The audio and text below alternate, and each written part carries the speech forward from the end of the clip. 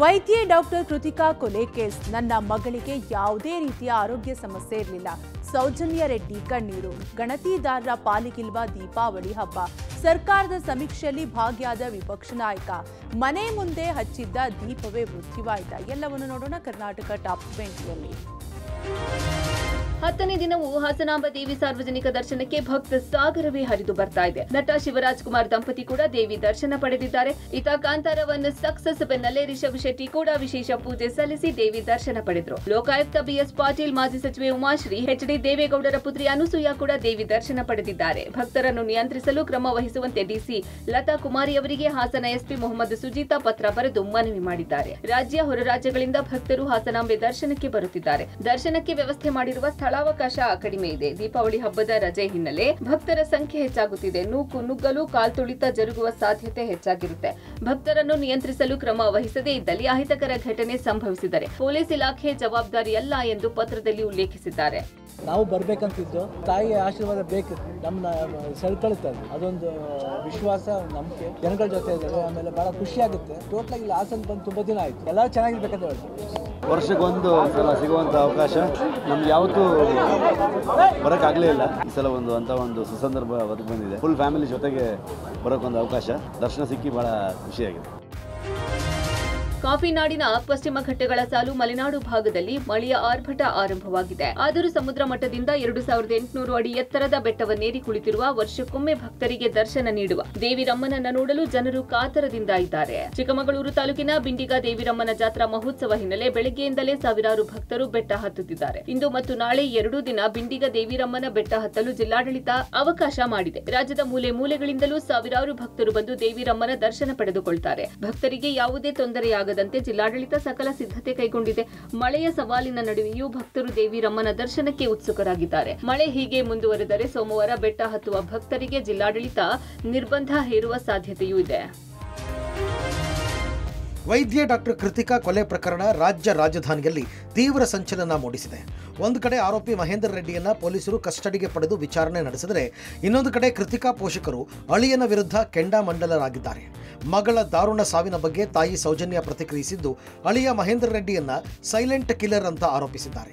ಮದುವೆಯಾದ ದಿನದಿಂದಲೂ ಸಣ್ಣ ಅನುಮಾನವೂ ಬಾರದಂತೆ ನಡೆದುಕೊಂಡಿದ್ದ ಆರೋಪಿ ಮಹೇಂದ್ರ ರೆಡ್ಡಿ 2024 ಅಕ್ಟೋಬರ್ನಿಂದ ಪತ್ನಿ ಕೊಲೆಗೆ ಪ್ಲಾನ್ ರೂಪಿಸಿದ್ದ ಅಂತ ಗಂಭೀರ ಆರೋಪ ಮಾಡಿದ್ದಾರೆ. ಮಗಳನ್ನ ಕೊಂದ ಆರೋಪಿ ಅಳಿಯನಿಗೆ ಕಠಿಣ ಶಿಕ್ಷೆ ಆಗಬೇಕು ಅಂತ ಆಗ್ರಹಿಸಿದ್ದಾರೆ. ಪೊಲೀಸರ ತನಿಖೆಯಲ್ಲಿ ಆರೋಪಿ ಸತ್ಯ ಕಕ್ಕಿದ್ದಾನೆ. ಪತ್ನಿ ಕೃತಿಕಾ ರೆಡ್ಡಿಗೆ ನಾನೇ ಅನಸ್ತೇಶಿಯಾ ಕೊಟ್ಟಿದ್ದು, ಮೋಸ ಮಾಡಿ ಮದುವೆ ಮಾಡಿದ್ರು, ಹೀಗಾಗಿ ಪತ್ನಿ ಹತ್ಯೆಗೆ ಪ್ಲಾನ್ ಮಾಡಿದ್ದೆ ಅಂತ ವಿಚಾರಣೆಗೆ ವೇಳೆ ಆರೋಪಿ ಮಹೇಂದ್ರ ರೆಡ್ಡಿ ತಪ್ಪೊಪ್ಪಿಕೊಂಡಿದ್ದಾನೆ. ಸೈಲೆಂಟ್ ಕಿಲ್ಲರ್ ಆವಾಗ ಅನುಮಾನ ಬಂದಿದ್ದಕ್ಕೆ ಮತ್ತೆ ನಾವು ಪೋಸ್ಟ್ ಮಾರ್ಟಮ್ಗೆ ಕೊಟ್ಟಿದ್ದು. ಅರೇಂಜ್ ಮ್ಯಾರೇಜೇ. ನಾವು ಅವರು ಕೂತ್ಕೊಂಡು ಮಾತಾಡಿದ್ವಿ, ಎಲ್ಲ ಮಾಡಿ ಸರಿ ಹೋಗುತ್ತೆ, ಇವರಿಬ್ಬರು ಡಾಕ್ಟರ್ಸ್ ಅಲ್ವಾ, ಹೊಂದ್ಕೊಂಡು ಹೋಗ್ತಾರೆ ಅಂತ ಹೇಳಿ ಮಾಡಿಸಿದ್ವಿ.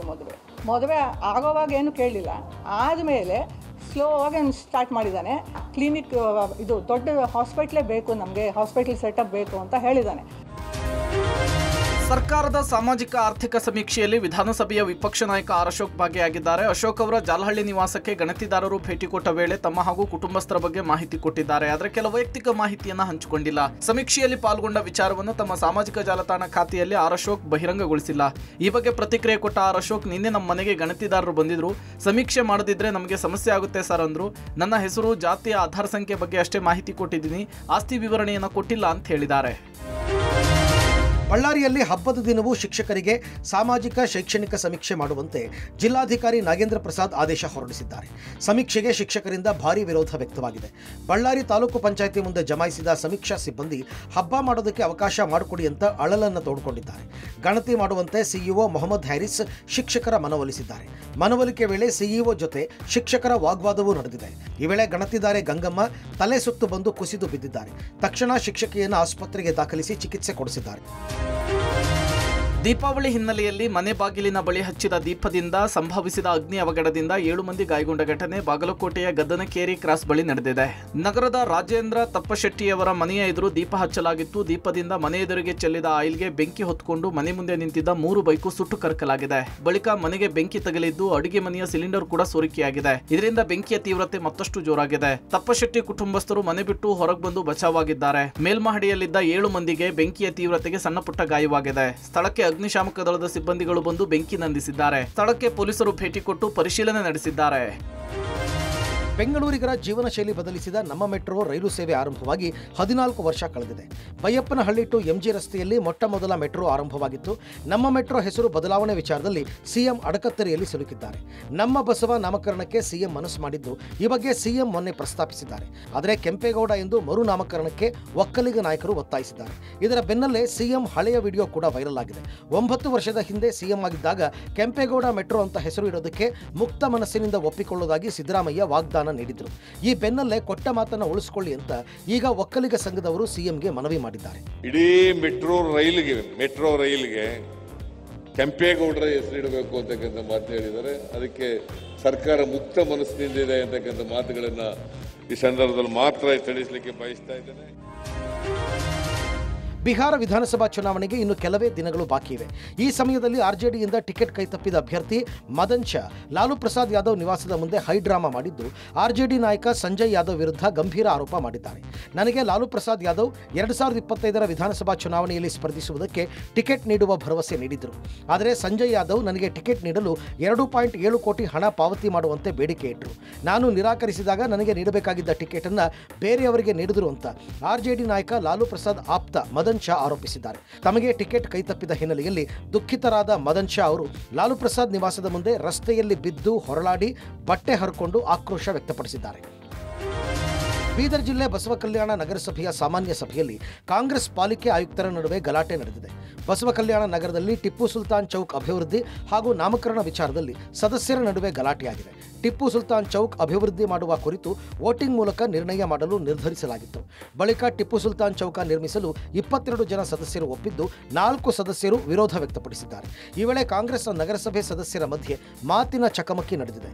ಎಲ್ಲದಕ್ಕೂ ಕಾನೂನು ಇರಬೇಕಲ್ವಾ, ಟಿಪ್ಪು ಸುಲ್ತಾನ್ ವಿಚಾರದಲ್ಲಿ ಮಾತ್ರ ಏಕೆ ಅಂತ ಕೆಲವರು ವಾದಿಸಿದ್ದಾರೆ. ಈ ವೇಳೆ ಕೈ ಮಿಲಾಯಿಸುವ ಹಂತಕ್ಕೆ ಕಾಂಗ್ರೆಸ್ ನಗರಸಭೆ ಸದಸ್ಯರ ನಡುವೆ ಗಲಾಟೆ ನಡೆದಿದೆ.